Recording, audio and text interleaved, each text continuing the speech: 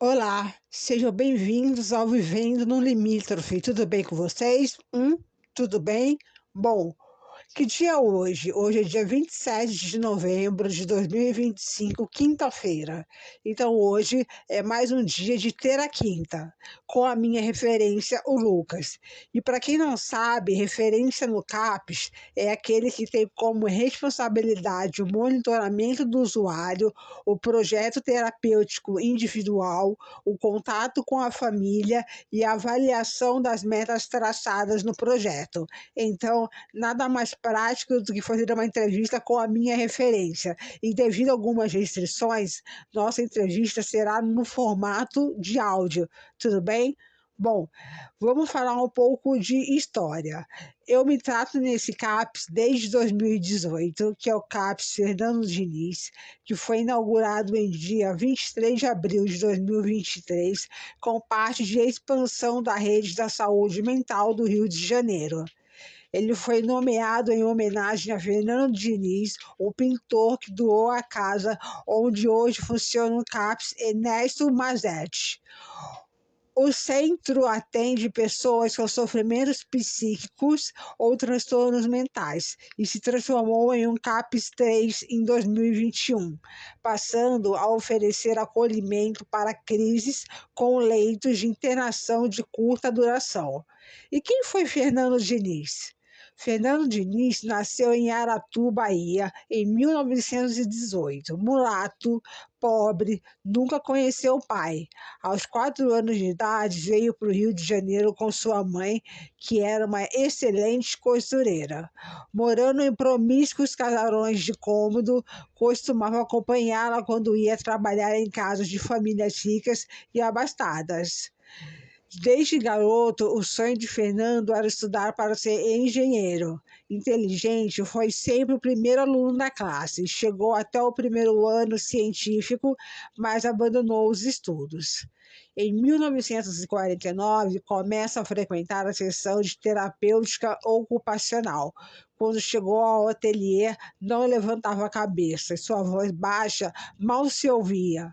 Ao ser perguntado sobre a razão da beleza de suas pinturas, respondia: não sou eu, são as tintas. Em sua obra, mescla o figurativo e o abstrato, abarcando das mais simples às mais complexas estruturas da composição. Sua produção no museu é estimada em cerca de 30 mil obras, telas, desenhos, tapetes, modelagens. Em parceria com o cineasta Marcos Magalhães, realizou o premiado desenho A Estrela de 8 Pontas. O reconhecimento do seu trabalho veio mediante a exposições no Brasil e no exterior, publicações de filmes e vistos. Fernando morreu em 5 de março de 1999 de cardiopatia e câncer. Depois dessa aula de história, o Lucas, a minha referência, vai responder 4 perguntinhas falando sobre o seu trabalho. Bora começar, Lucas? Bom, primeira perguntinha. Me conta um pouco da sua história, sua caminhada antes de entrar no CAPS e de quando foi que o CAPS entrou na sua vida. Conta um pouquinho da sua história pra gente. Aí é só apertar o stop aqui, não o pause, stop. Há alguns bons anos atrás, eu fiz uns 2 meses num hospício, tá? E nesse hospício ele era chamado de casa de repouso, sabe? De albergue, essas coisas assim. Era uma casa de repouso.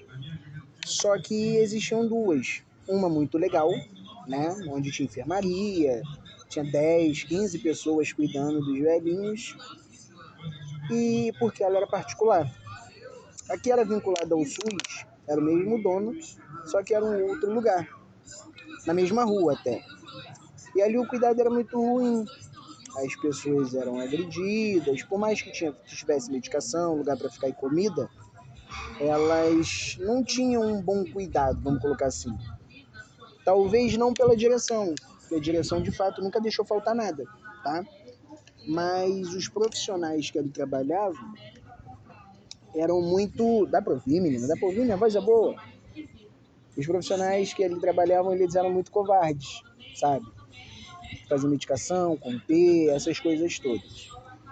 Então... Oi, amor?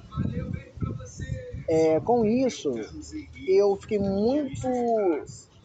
muito apegado aos cuidados das pessoas que têm uma diferença cognitiva, vamos colocar assim, né? Que são diferentes para as pessoas. E eu queria trabalhar com isso. Só que passou-se o tempo, eu fiquei lá 2 meses, que eu não aguentei esse cuidado maldoso, né? E pedi demissão, né? Não fui mais. Também ganhava mal pra cacete, né? Diga-se de passagem. Sendo que um familiar meu próximo é esquizofrênico. Então eu lidei com a esquizofrenia por muitos anos sem conhecer, né? A gente sabia que tinha alterações de humor, mudanças de temperamento, delírios em algum momento, escutas alucinatórias, pensamentos que viravam vozes, e essas vozes traziam diversas questões. E isso já era uma vontade minha de saber como cuidar. Foi aí que, depois de eu ter passado por esse lugar, eu rodei em tudo quanto é lugar da saúde e tive a oportunidade que apareceu um emprego. Na época eu precisava muito de dinheiro. Apareceu um CAPES, que ainda ia ser construído. Só que como eu tive essa passagem muito ruim para um hospício, para um manicômio, maquiado, eu quis topar para aprender, né? E eu fui me dedicando, estudando, tem alguns cursos, tem um curso de redução de danos, tem um curso de introdução à saúde mental, eu tenho um curso que eu estou terminando agora do Nós na Rede, que é uma espécie de pesquisa que eles fazem, né, para um cuidado com o paciente de saúde mental ou usuário de substância, que também não deixa de ser. E daí para lá vai fazer 10 anos. Segunda perguntinha. Vamos falar do atendimento inicial no CAPS, que é o acolhimento. Como é feita essa avaliação? E é a partir dessa avaliação que decide se o tratamento continuará na própria unidade, sendo então elaborado um PTS, que é o Projeto Terapêutico Singular. Então, vamos lá. O CAPS ele é um serviço de especialidade, né, de saúde mental. Só que diferente das clínicas da família e de outros lugares, não precisa de marcação. Por ser portas abertas, qualquer pessoa pode vir e fazer um acolhimento. O acolhimento sugere uma conversa,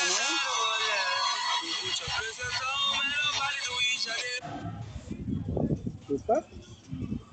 Então, o acolhimento ele requer um cuidado, tá?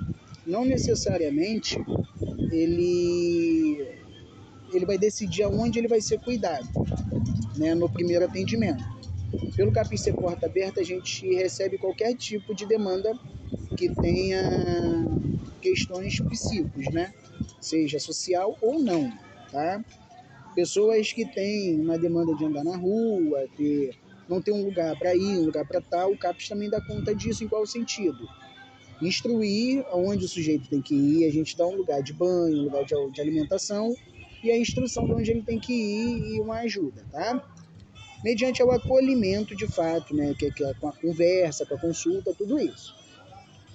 O atendimento ele é feito não só de uma vez. No mundo perfeito, e é o que eu tento fazer, numa primeira escuta, numa primeira conversa, numa primeira fala, muitas coisas não são ditas e nem faladas. Com isso, a gente pede para que venha no outro dia para que a gente possa de fato entender o que é aquilo que a pessoa está desejando, que a pessoa está procurando e quais são as questões dela. Esse trabalho ele é feito com a criação de vínculo, né? Não adianta eu acreditar que você vai falar tudo para mim numa primeira vez sem você nunca ter me visto. Então a gente pede para que as pessoas retornem e assim por diante. O cuidado ele não precisa ser especificamente no CAPS, mas a gente consegue designar onde o cuidado dele vai ser. Porque o CAPS, eu estou dizendo CAPS 3, tá? CAPS 3 é moderado e grave, né? A gente disponibiliza de leito clínico também e leito de acolhimento para aquelas pessoas que estão em crise, né? Com isso, a gente consegue indicar a pessoa para a clínica da família, a gente consegue também indicar as pessoas para que possam fazer uma terapia em algumas faculdades que disponibilizam, né, esse serviço, que é um serviço quase gratuito, que é um valor muito específico, bem baixo, R$ 5, porque as pessoas precisam daquilo ali para médio e longo prazo, então é importante ter esse vínculo, né, que a terapia também é muito importante, mas a gente não consegue em um acolhimento decidir isso, né? Porque eu acho que em uma vista, ou em uma visita, em uma conversa, a gente não consegue extrair tudo que aquela pessoa tem. Então, o trabalho da gente de acolhimento ele é feito assim, sobre o vínculo, né, a criação de um vínculo e tentar fomentar com que a pessoa consiga sentir a vontade de trazer inquietudes, trazer descontentamento, trazer questões e assim por diante.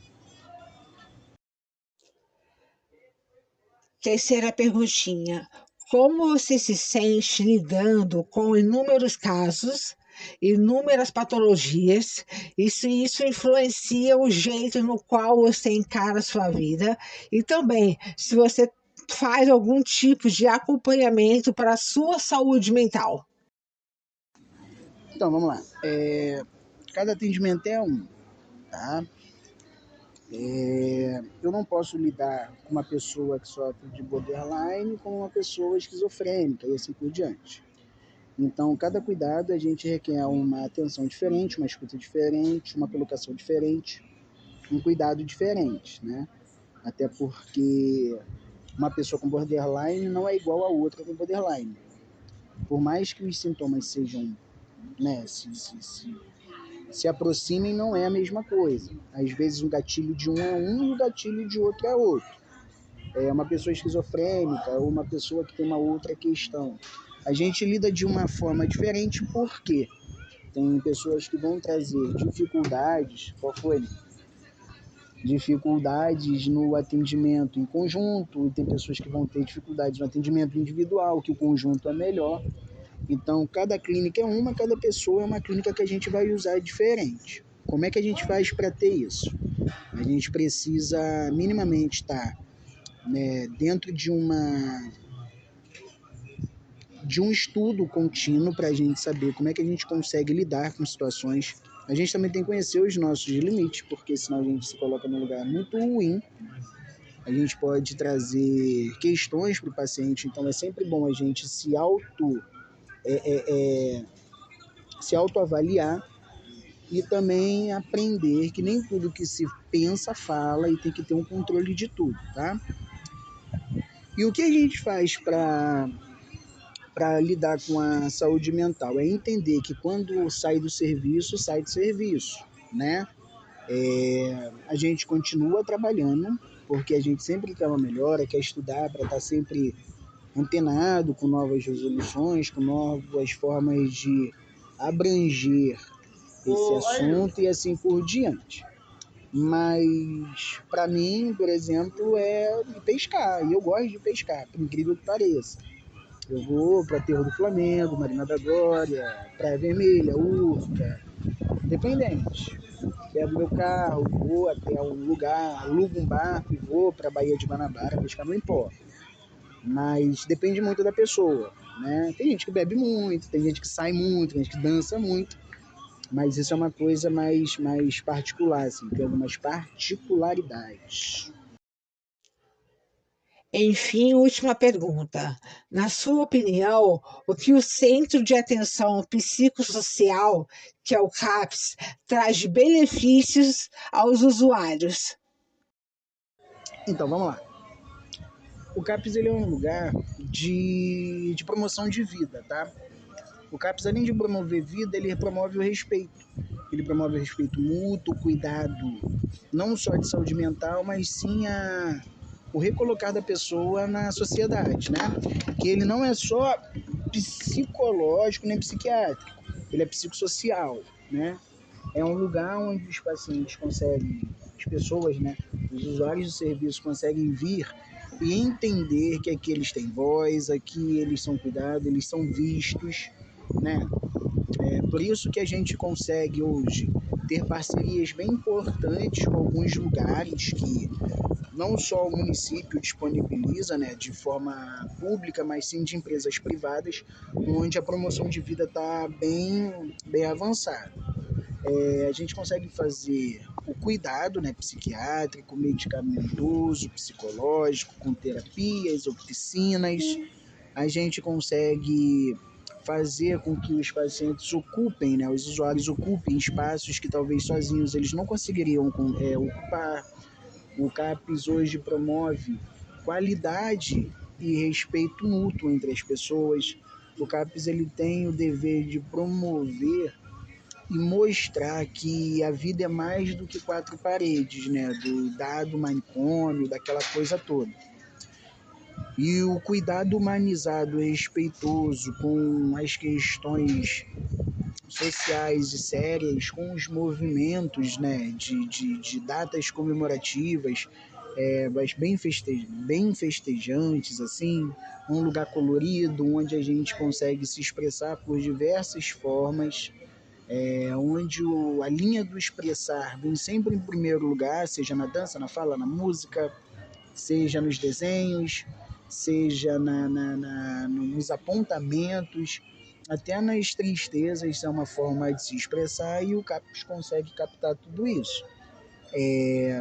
Hoje eu não vejo um outro serviço tão feliz, tão bem organizado e tão voltado ao cuidado não só mental e sim social, psicológico também, mas de vida. Eu acho que o CAPES consegue promover tudo isso e se a gente tivesse um pouquinho só mais de investimento de diversos âmbitos, talvez pudesse ser um lugar onde o cuidado fosse melhor e maior, né? O serviço ele disponibiliza de muita coisa, mas como todos os serviços no mundo, não só públicos, né? Precisa de um investimento para que a gente consiga também fazer um trabalho com excelência, com respeito dado e o máximo de vida que a gente conseguir fornecer. Vou apertar onde aqui, né? Bom, Lucas, eu quero agradecer o seu tempo e sua predisposição a responder minhas perguntas para o site vivendonolimitrofe.sindif.com. Tenho certeza que agregou muito ao nosso conteúdo. Muito obrigada. Ah, quase que me esqueço de falar. Dezembro, pensando que está todo mundo bem, todo mundo feliz, e as festas, nada, Nina, não. Em dezembro, o Lucas está de férias, então ele vai aproveitar bastante o Natal, o Ano Novo, tá bom? Então, boas férias, Lucas. Espero que a pessoa que fique no seu lugar me atendendo seja uma pessoa legal assim como você, tá bom? Boas férias.